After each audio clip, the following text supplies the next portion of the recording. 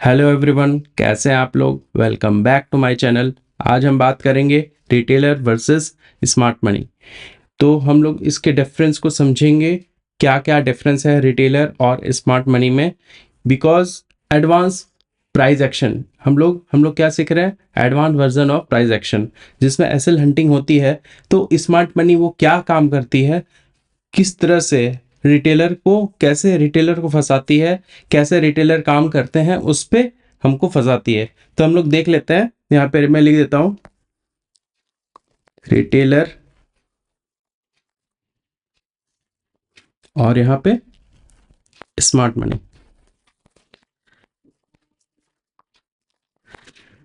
ठीक है।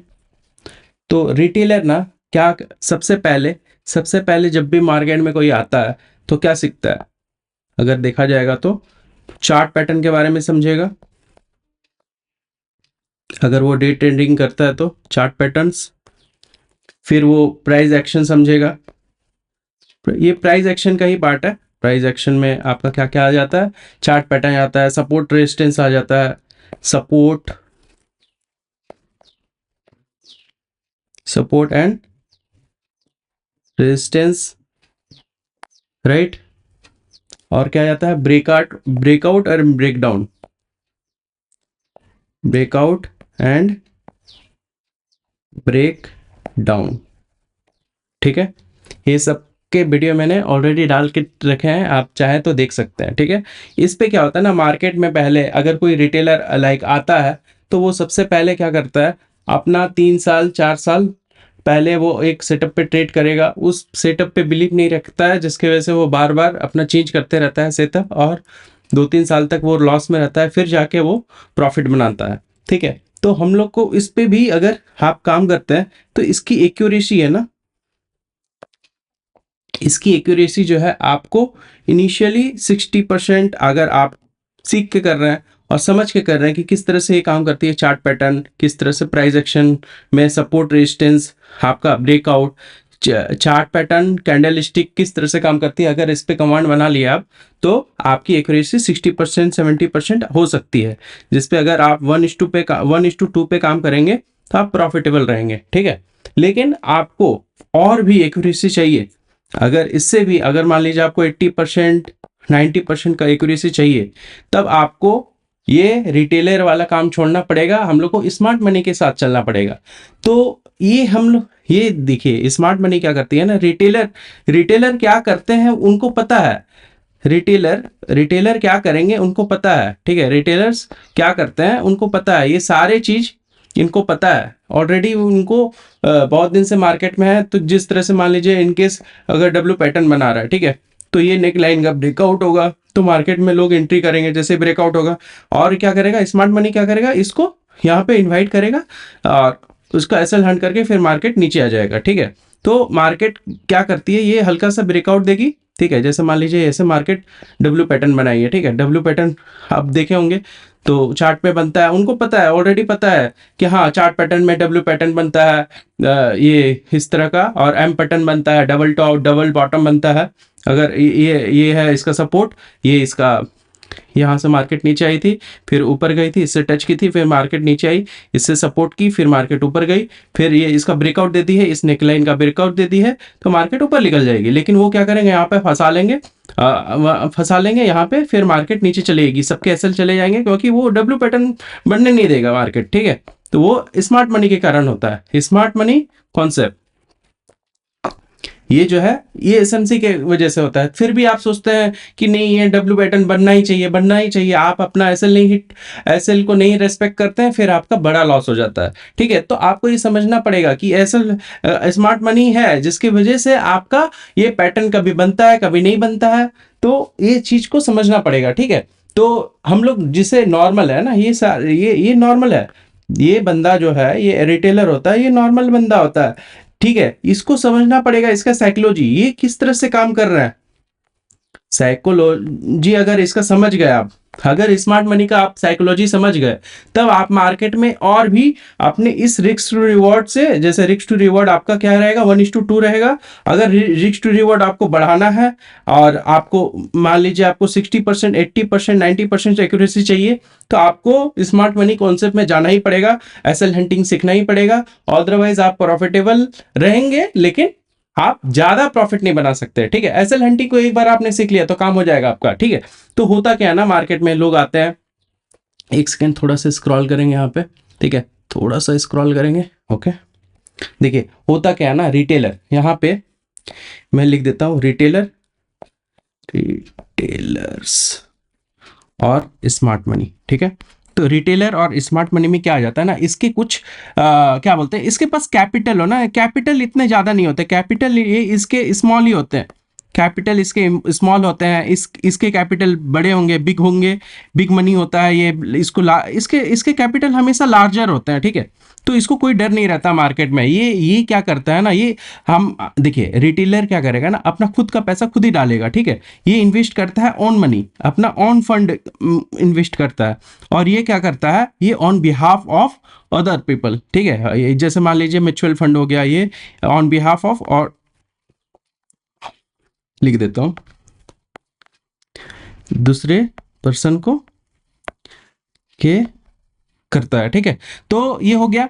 तो एक्चुअली क्या होता है ना, इसके पास ज़्यादा रिसोर्स नहीं है, ये अपना चार्ट पैटर्न, रिटेलर के पास ना ज़्यादा उतना नहीं होता, क्या बोलते हैं, रिसोर्सेस वगैरह नहीं होते, इसके रिसोर्सेस लिमिटेड होते हैं, इसके लिमिटेड होते हैं। जैसे टूल्स वगैरह, टूल्स बहुत सारे टूल्स होते हैं, एपीआईज होते हैं, जिससे इनको पता चल, इनके पास एक्सेस नहीं होता इनका। लेकिन स्मार्ट मनी के पास बड़ा पैसा होता है, तो वो क्या करते हैं, एपीआईज वगैरह, एपीआई आप अगर प्रोग्रामिंग जानते हैं तो पता होगा, एप्लीकेशन प्रोग्रामिंग इंटरफेस होता है इसका मतलब। ठीक है, एपीआईज और टूल्स होते हैं, कुछ कुछ टूल्स होते हैं जिसके ऊपर इनको पता चल जाता है सबसे ज़्यादा एसएल कहाँ है। ठीक है, सबसे ज़्यादा एसएल कहाँ अवेलेबल है, और वहाँ पे वो, अगर आप मार्केट में काम करेंगे तो पता चलेगा कि देखिए बार बार आपका एसएल हिट हो जाता है। तो एसएल क्यों हिट होता है, वो करता है स्मार्ट मनी, स्मार्ट मनी का काम ही है एसएल हिट करना। ठीक है, तो एसएल हिट करेगा और आपका लॉस हो जाएगा। ठीक है, तो यहाँ पे ना आपको डिसीजन जो मेक करना पड़ता है, डिसीजन जो मेकिंग होता है, डिसीजन मेकिंग में आप इमोशन में आ जाते हैं कि मेरा अगर आप डिसीजन मेकिंग कर रहे हैं तो उसमें आप इमोशन इन्वॉल्व हो जाता है बहुत सारा। ठीक है, इमोशन किस तरह के हो सकते हैं, इमोशन कैन बी लाइक, होता है ना, फियर होता है, ग्रीड होता है, तो फियर और ग्रीड की वजह से आप यहाँ पे इमोशन में आ जाते हैं। ठीक है, और इनका कोई इमोशन नहीं होता, ये ऑलरेडी प्रोफेशनल होते हैं ना, तो उस पर कोई भी इमोशन नहीं आता है। ठीक है, इस पे बहुत ही एक्सपर्टाइज होते हैं लोग, बहुत ही एक्सपर्टाइज होते हैं, तो इसको कोई भी प्रॉब्लम नहीं होता है। अब जैसे मान लीजिए आपको ऐसे बताता हूँ कि आपको, जैसे मान लीजिए डॉक्टर है, तो डॉक्टर डेली ऑपरेशन करता है और उनको कोई इमोशन नहीं होता कि हाँ वो तो उसके पेशेंट की तरह है। ठीक है, लेकिन मान लीजिए अगर कोई नॉर्मल बंदा है जो फर्स्ट टाइम डॉक्टर के पास जा रहा है, अगर वो ऑपरेशन को आंखों से देख ले तो वो बेहोश हो सकता है, बेहोश हो जाएगा, परेशान हो जाएगा, तो वो प्रोफेशनल नहीं है। डॉक्टर बनने में उसने कितना टाइम दिया है, तब जाके वो उतना डॉक्टर बना है, फिर जाके ऐसा ऐसा वो कर पाता है, अपना ऑपरेशन वगैरह कर सकता है, अपना वो सीजर वगैरह सब कुछ एकदम सिंपल कर सकते हैं। ठीक है, तो ये हो जाता है। ठीक है, ऑपरेशन वगैरह बहुत ही सिंपली करता है एक्सपेक्ट तरीके से। वैसे ही इन लोग को कोई भी इमोशन नहीं है, इमोशन आ जाएगा तो आपका प्रॉब्लम हो जाएगा, इमोशन से आता है। ये लोग फियर में रहते हैं, ग्रीड में रहते हैं, फियर और ग्रीड आपका मार कर देता है। ठीक है, तो यहाँ पे क्या होता है ना, एक्सपेक्टेशन भी आपको क्या करना है, देखिए मार्केट में ना एक्सपेक्टेशन आपका हमेशा रियलिस्टिक होना चाहिए। अनरियलिस्टिक हम लोग अप्रोच से आएंगे, रुकिए लिख देता हूँ यहाँ पे, अनरियलिस्टिक एक्सपेक्टेशन। ठीक है, देखिए जो रिटेलर का एक्सपेक्टेशन होता है ना, वो अनरियलिस्टिक होता है, और इससे क्या होता है ना, वो चाहते हैं कि एक दिन में वो रिच हो जाए, वो गैम्बलिंग करने लगते हैं, यहाँ पे आते हैं और गैम्बलिंग करने लगते हैं। तो गैम्बलिंग करेंगे तो कैसे पैसा बनेगा बताइए, गैम्बलिंग में एक दिन बन जाएगा, फिर आपका सब सारा पैसा एक दिन निकल जाएगा। गैम्बलिंग करने के लिए नहीं है, आपको लॉन्ग टर्म सोचना है, आपको कैपिटल वाइप आउट नहीं करना है। देखिए इनका क्या होता है ना, ये एकदम रियलिस्टिक इसका एक्सपेक्टेशन होता है, क्योंकि इनको पता है कि मार्केट में कितना हम इन्वेस्ट करेंगे, कितना मेरे को रिटर्न चाहिए, ठीक है। तो इन लोग रियलिस्टिक एक्सपेक्टेशन के साथ रहते हैं, और ये लोग रिच ऑलरेडी तो रिच है, इनको पता है कि कितना मैंने इतना कैपिटल डिप्लॉय किया है तो उस पर मेरे को कितना रिटर्न चाहिए, तो इनका कैपिटल कभी भी ब्लो आउट नहीं हो सकता, ठीक है, ब्लो अप नहीं हो सकता। लेकिन इनका इनका क्या जल्दी से ब्लो अप हो जाएगा, इनका कभी भी नहीं होगा, लेकिन इनका ब्लो अप हो जाएगा क्योंकि गैम्बलिंग करने के लिए आया है, ठीक है। तो अगर मार्केट में आप समझ गए कि मार्केट में कितना रिटर्न मेरे को चाहिए कि नहीं, हमेशा कैपिटल लेवल नहीं होता है, कभी कभी हो जाता है, कभी कभी आपके जैकपॉट ट्रेड चल जाता है, ठीक है, लेकिन वो हमेशा नहीं चलेंगे। आपके साल में कम से कम आपको 10 दिन चल गए, लेकिन आपको हमेशा वो जैकपॉट ट्रेड नहीं मिलेगा, ठीक है। कभी कभी मिल गया तो अच्छी बात है, लेकिन नॉर्मली आपको वेट करना होता है। ऐसा नहीं है कि हाँ हर दिन आपको जैकपॉट ट्रेड मिलेगा, गैम्बलिंग कर रहे हैं, अपना कैपिटल वाइप आउट कर देंगे उस चक्कर में, ठीक है। आपको छोटे छोटे प्रॉफिट अच्छे लगेंगे ही नहीं, ठीक है। तो उस तरह से आपको हमेशा रिस्क टू रिवॉर्ड पे अपना कैपिटल का कितना परसेंट आया उसके हिसाब से देखिए, कितना आपका इन्वेस्टमेंट है उसमें कितना रिटर्न आया उसके हिसाब से आपको देखना पड़ेगा। देखिए कुछ कुछ वीकनेसेस हैं, डेफिनेटली जब भी हम लोग आते हैं मार्केट में एज ए रिटेलर, इनके बहुत सारे वीकनेसेस होते हैं, जिसकी वजह से इसकी स्ट्रेंथ होते हैं, ठीक है। उनका वही स्ट्रेंथ बन जाता है, इनका जो बिग प्लेयर है ना, उनका वही स्ट्रेंथ बन जाता है, जो हमारे वीकनेस है वही इनका स्ट्रेंथ बन जाता है। देखिए क्या क्या वीकनेसेस हो सकते हैं, ये ना सबसे पहले इम्पेशेंस हो जाता है, इम्पेशेंट, ठीक है। तो इनमें कोई भी पेशेंस बोल के है नहीं चीज़ें, हाँ वो बेकार हो जाता है, लैक ऑफ पेशेंस होता है, और इनमें पेशेंस ही भरा हुआ है, ठीक है। तो पेशेंस भरा, वो बहुत दिन से मार्केट में काम कर रहे हैं, पता है क्या होगा, कब कहाँ निकलेगा मार्केट, किस तरह से मेरे को पैसा डालना है, और कहाँ पे रिटेलर को ट्रैप करना है, और हम पैसा बना लेंगे, ठीक है। और इनका ना रिच, जैसे मैंने बताया, रिच एक्सपेक्टेशन होता है। गैम्बलिंग करेंगे तो किस तरह से काम बनेगा, ये बिजनेस की तरह से देखते हैं, ये रिच तो है ही, और भी इनको ऐसा नहीं कि हाँ एक दिन में ही अंबानी बनना है, ऐसा कुछ नहीं होता, ठीक है। ये लोग बिजनेस की तरह से देख रहे हैं, ठीक है, बिजनेस की तरह से देख रहे हैं। ये लोग का क्या होता है ना, हमेशा हम लोग क्या करता है, ये हमेशा फॉरएवर के लिए रखेंगे। इनका स्ट्रेंथ ये होता है कि ट्रेड जब भी करेंगे ना, फॉरएवर के लिए करेंगे, हमेशा जिंदगी भर के लिए करेंगे, अंटिल रिटायरमेंट, ठीक है। जब तक वो जिंदा रहेंगे तब तक, जब तक उनका रिटायरमेंट नहीं होता तब तक वो लगे रहेंगे इस पे, ठीक है। लेकिन इनका क्या होता है ना, आया बना पैसा बना, पैसा बना तो बना, नहीं बना तो नहीं बना। इसी चीज में क्या होता है ना, फिर वो डर जाते हैं, इसमें फोमो आ जाता है। फोमो का भी पता होगा, फोमो क्या होता है, फियर ऑफ मिसिंग आउट होता है इसका मतलब, ठीक है। तो आपको चीजें समझ में आ रही होगी होपफुली, ठीक है, मैं क्या समझाने की कोशिश कर रहा हूँ। देखिए होता क्या है ना, मार्केट में आते हैं, लोगों को पता चल जाता है, सेटअप पे के पीछे चले जाते हैं, और सेटअप पे बिलीव नहीं होता। एक सेटअप, जैसे मान लीजिए, अब आपको चार्ट में दिखाता हूँ, ऐसे समझ नहीं आएगा। सेटअप क्या होता है, जैसे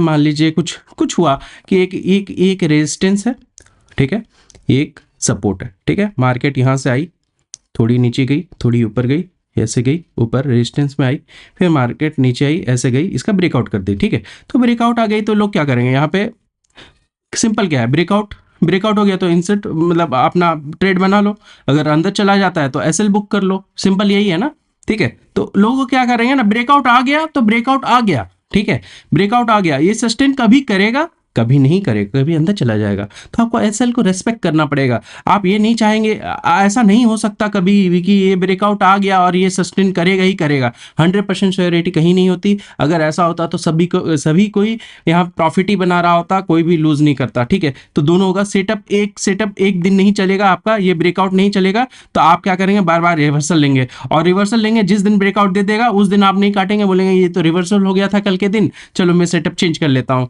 तो आप सेटअप चेंज करते करते आपके 1 साल निकल जाते हैं, 2 साल निकल जाते हैं, फिर पता चलता है कि कोई भी सेटअप काम नहीं कर रहा है।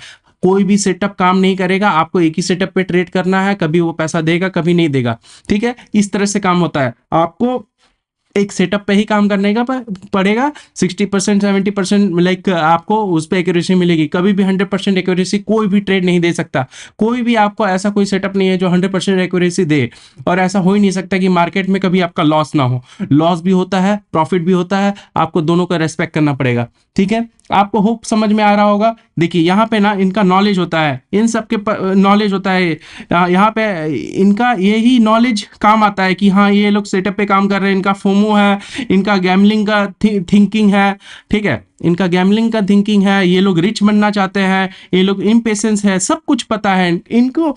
ये जो बिग मनी है ना, इनको सब कुछ पता है, जिसकी वजह से नॉर्मल पर्सन ना यहाँ लूज कर जाता है, ठीक है। तो यहाँ पे रिस्क मैनेजमेंट ये लोग करते हैं, risk to reward, risk management करते हैं, जिसकी वजह से ये काम कर पाते हैं, ठीक है। और ट्रेडिंग में क्या होता है, सबसे पहले आपको रिस्क मैनेजमेंट तो सीखना ही पड़ेगा, जिसका वीडियो मैंने ऑलरेडी डाल चुका है, आप देख लीजिएगा। रिस्क मैनेजमेंट क्या होता है, बहुत ही पावरफुल है, इसके बिना आप प्रॉफिटेबल हो ही नहीं सकते। चाहे कितना भी सेटअप ले लो, आपका रिस्क रिवॉर्ड फॉलो नहीं होगा तो आपका कुछ भी नहीं हो सकता मार्केट में, ठीक है। तो आपको एसएल पे, देखिए एसएल पे ना तो काम करना ही पड़ेगा।